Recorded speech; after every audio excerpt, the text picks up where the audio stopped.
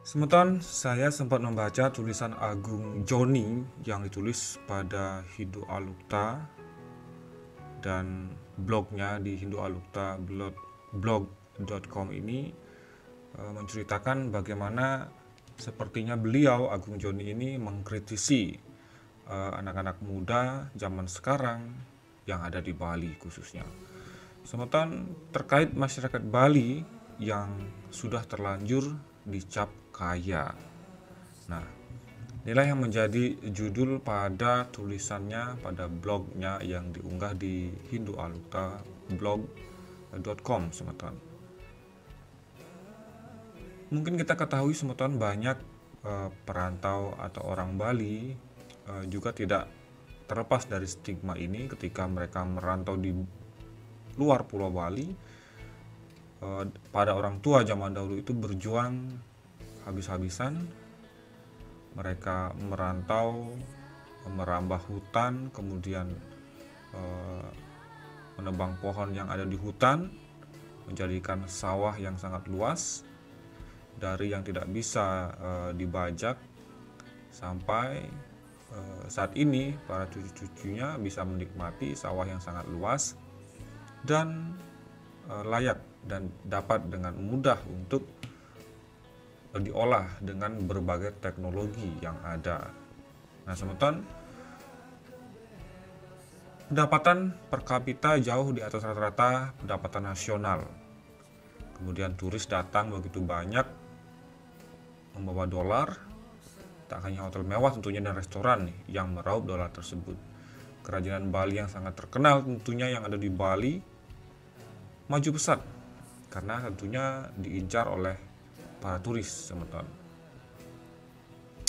Itulah salah satu dampak masyarakat Bali, terutama anak-anak mudanya, untuk apalagi mengolah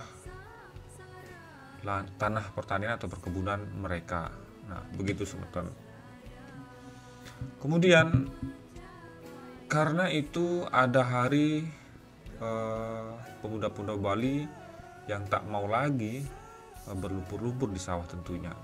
Apalagi jika mereka harus menuntun sapi ke sawah atau membajak. Dan mereka lebih baik ke kota untuk menjadi pelayan kafe, gadis-gadis gunung, di masa lalu asik di kebun kopi, sudah mulai canggung untuk berjalan di kebun yang banyak durinya. Mereka lari ke kota, menganyam benang untuk dijadikan topi, baju, tas, dan sebagainya.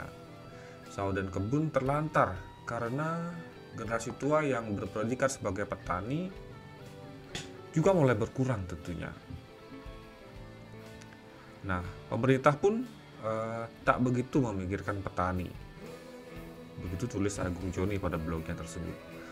Leluhur orang Bali di masa lalu menjaga betul hasil pertanian untuk kepentingan yadnya atau ritual keagamaan, baik yadnya maupun pidodalan di pura maupun di hari besar keagamaan agama Hindu. Contohnya seperti hari Galungan. Karena itu ada hari yang disebut Tumpek Pengarah, 25 hari sebelum hari raya Galungan orang Bali. Nah, yang beragama Hindu datang ke kebun-kebun, membawa sesaji, lalu menepuk-nepuk pohon pisang, pohon juwet, pohon sotong agar segera berbuah untuk bisa dipersembahkan sebagai penghormatan pada hari raya suci Galungan tentunya. Namun Semeton, kini uang ternyata bisa mengubah segalanya. Orang Bali tetap membawa sesaji ke kebunnya, namun tak banyak ada pisang di kebun. Lalu beli pisang mereka di pasar. Yang didatangkan tentunya dari Jawa. Tak ada sotong atau jamu biji karena isi kebun hanya kopi. Lalu mereka pun membeli buah pir dari Cina. Janur pun mereka sudah datangkan tentunya dari Banyuwangi.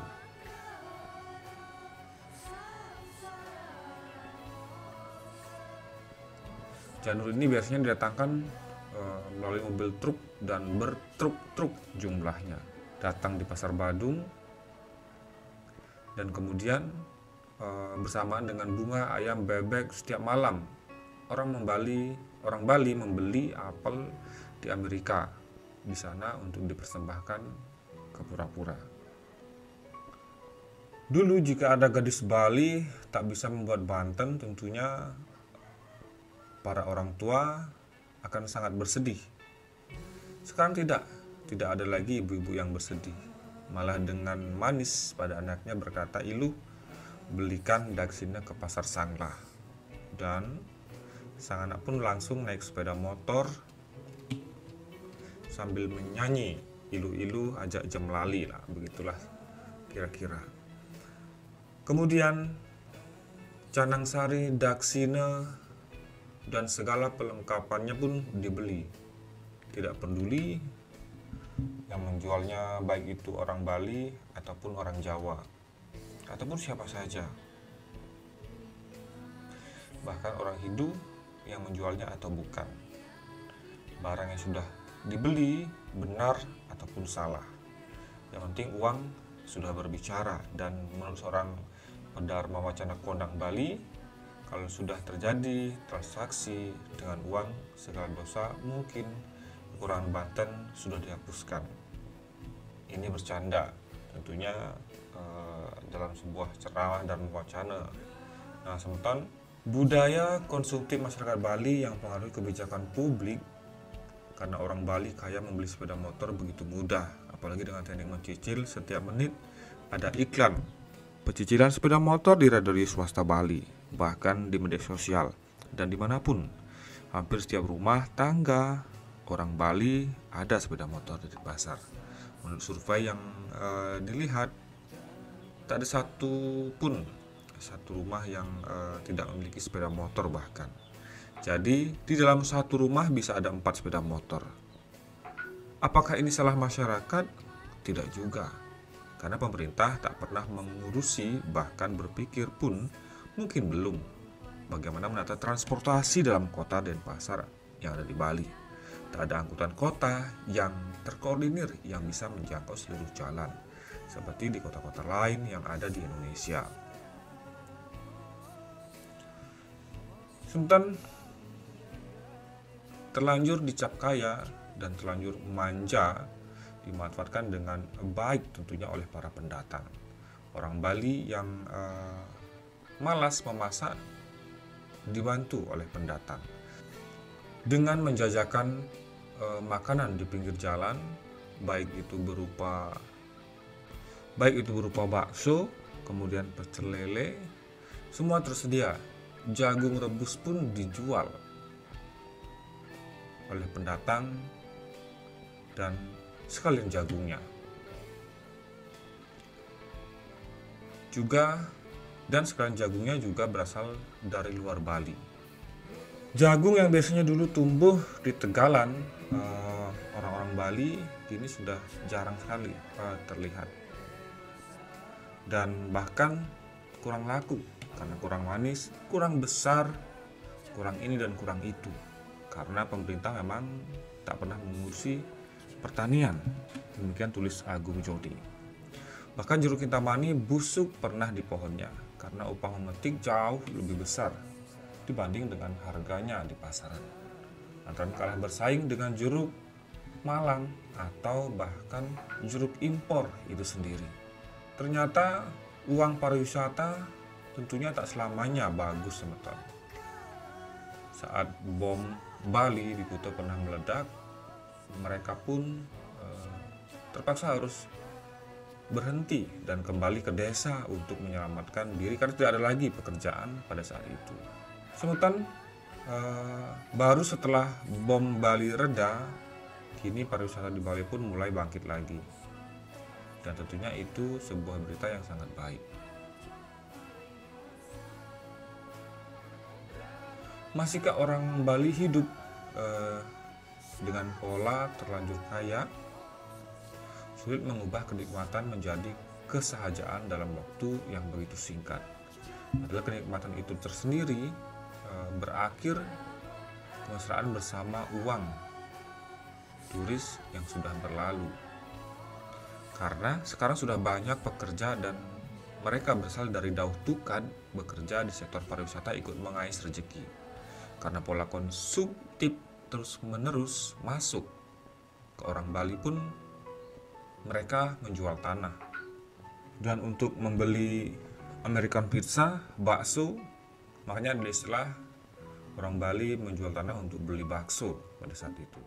Sementara pendatang yang dulunya berjualan bakso sedikit-sedikit bisa membeli tanah di Bali dan tinggal menetap di Pulau Bali. Semeton, contoh sederhana saja, ketika saya awal di tahun 2002, tahun 2017 sampai 2020 di sekitaran Jalan Imam Bonjol dan Pasar, kita bisa mengetahui dahulu daerah itu belum begitu banyak. Artinya ada daerah-daerah persawahan yang dijadikan perumahan dan banyak semeton kita yang tinggal di sana. Termasuk saya ada kakak saya sendiri tinggal di daerah Imam Bonjol, di daerah Jalan Kertapura 9 itu semeton.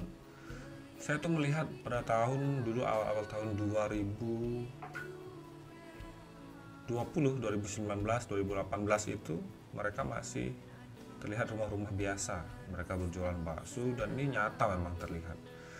Dan terakhir saya ke Bali itu sekitar tahun 2021 mungkin, yang dulu itu sekitar tahun 2017, 2012 itu saya di Bali pertama kali. Kemudian terakhir kali kemarin ke Bali lagi saya itu ada 5 kali, yang terakhir sekitar tahun 2019 dan 2020. Nah, kurang lebih 3 tahun yang lalu sebentar.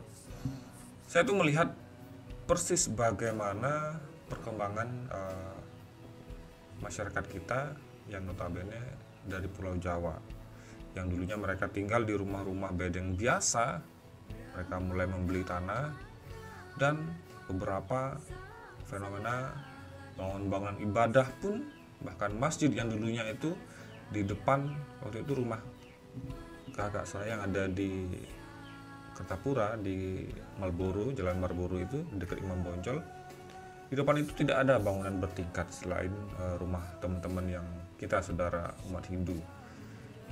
Saya tuh melihat dari lantai 2 dulu itu masih lapang, hanya rumah-rumah biasa.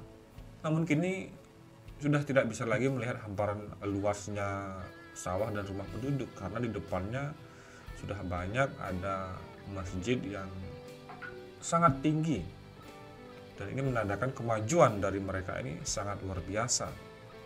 Nah, melihat cerita atau kejadian tersebut yang saya lihat secara langsung, apa yang dituliskan oleh Agung Joni ini memang tidak bisa kita pungkiri bahwa itu tidak benar.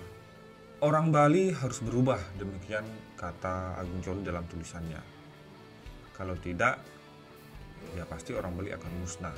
Kata musnah mungkin terlalu ekstrim dan seram, tapi kalau disebut orang Bali akan menjadi budak di tanah sendiri atau di pulau sendiri, kata-kata itu juga mungkin terlalu kasar. Nah, demikian tulis Agung Joni pada akun Facebooknya.